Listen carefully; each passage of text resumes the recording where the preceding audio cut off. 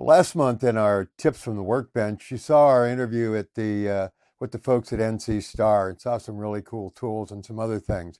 Well, I went by their warehouse and offices in City of Industry, California, and actually picked up some items. And one of the items I picked up was their universal pistol rear sight tool. I thought it would be important to not only see it and play with it, but to actually try it and see whether or not it worked. So the month after you saw it, you're going to see whether or not it works. And I can tell you that it does. I'll show you again how it comes packaged. Very nice package. Nylon, fiber, the whole 9 yards, zips up. Okay. So we'll take the tool out here. And it comes with 2 sets of bushings for the part that locks onto the sides of the slide. These are the flat ones, and you can see that they're in a dovetail. And here we have one for tapered slides, and you can put that in either side up depending on how the slide is tapered. Now, we have 2 slides here, and they're both flat-sided, so that's where we are here.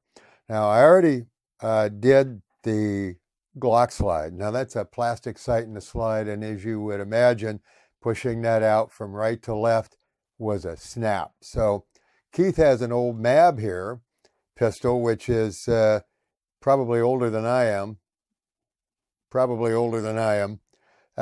a steel sight in it. So we thought we would give that a shot on camera and see how that works for you. Okay.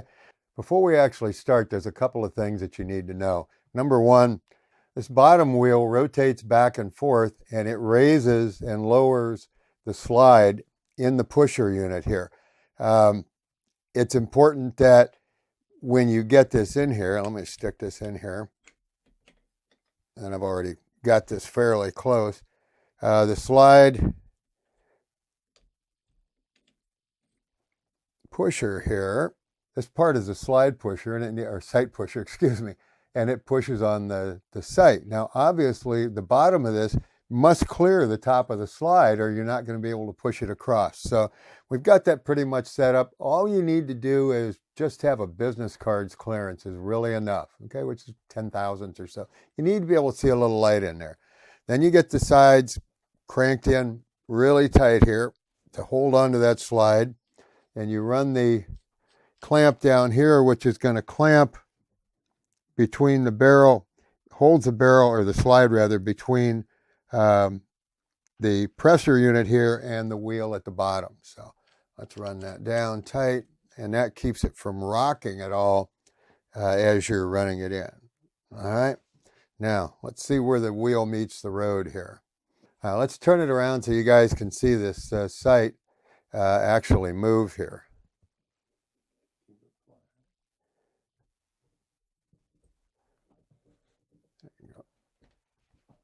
Now I can feel it moving.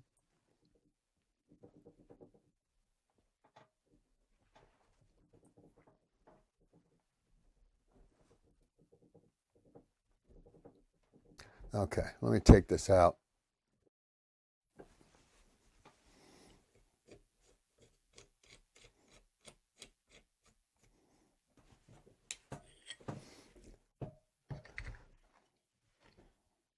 All right, now you can clearly see how that's moved. And when you go to put it back in, make sure that you put it back in from left to right because you took it out from right to left. And most slides and sights, if they're tapered towards the right side of the slide. So you need to push it out from the right, push it back in from the left. When you put it back in, you'll be able to get it started about 2/3 of the way in or so with your fingers, and then just put it in here and reverse the process and run it down. It worked really well. The Glock sights just drifted in and out easy. This, you're going to have to put some arm on it, but don't be, I would put this on the bench or, lock it into a vise or something so you're not trying to hold this while you're moving the sight one way or the other.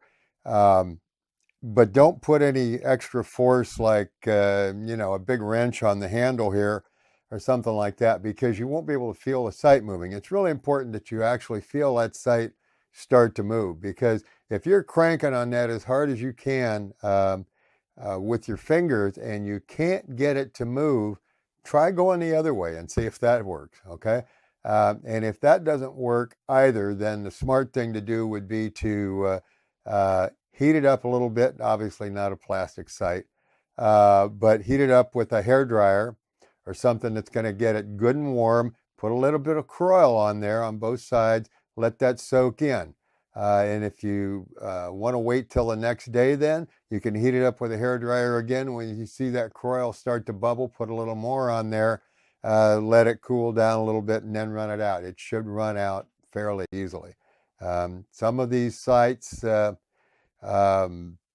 in particular front sights, which these aren't designed for, but like on a Springfield XD, you're just not going to get them out because they put those in with a hydraulic press at the factory, and getting them out is impossible. So if you're replacing the sight anyway and you can't get it to move at all, the smart thing to do is take a Dremel wheel, or you can take a hacksaw, jeweler's saw, and cut the sight just directly across here and cut it down to just short of the point, because you don't want to mar up the slide here.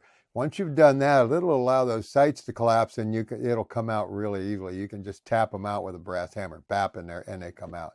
And I've had guys say, well, but then I won't be able to use it again. Well, aren't you putting in expensive new sights? Well, yeah.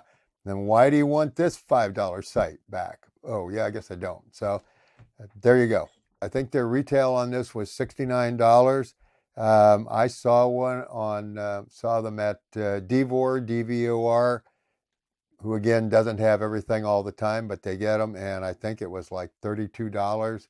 And there are other places. So if you Google it up, put VISM universal pistol rear sight tool in your Google search box, stuff will pop up and you'll find it really a lot cheaper. So I don't know what to say. It's, these tools go anywhere from $100 to $300, $400, and this seems to work as well as any of them. So from NC Star, the VISM rear sight universal pistol pusher tool, or something like that.